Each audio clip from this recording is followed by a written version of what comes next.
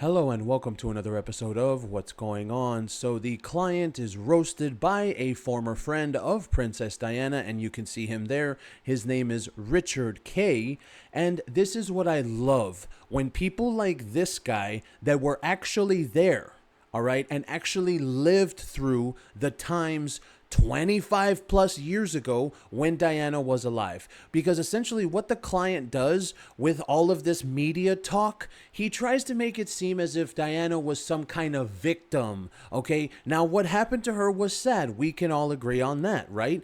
But ultimately, hell, she was a darling for the media. They loved her. She spoke to the media. So when this Richard K guy comes out and roasts the client, calling his words utter nonsense, it's so perfect. And you love to hear it from people like that because the client's decision to take on the media and evoking Diana at every single turn, right? Richard K says, quote, Diana took legal action against photographers when they compromised her space.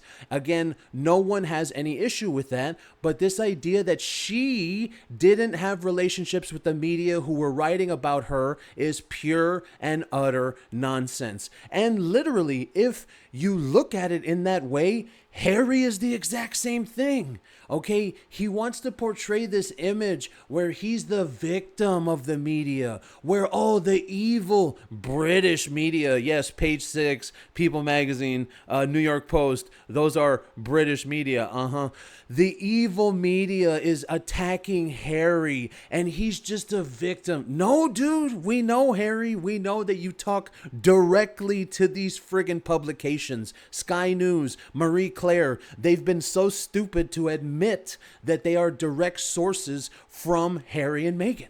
And that's what's happening here. He's lying. So this Richard K guy goes on, Harry knows that because Diana made a point of getting to know many journalists, both in the tabloid press and in the broadcast media and the broadsheet press, that was part of her modus operandi. Harry has not gone down that road at all, to suggest that he's doing his mother's work in taking on the media is not true. And it's absolutely not true. And I think that's the problem. The biggest problem that I have with this guy, where it's just the hypocrisy is so strong. And it's just, and that's why the word hypocrisy doesn't even cover it.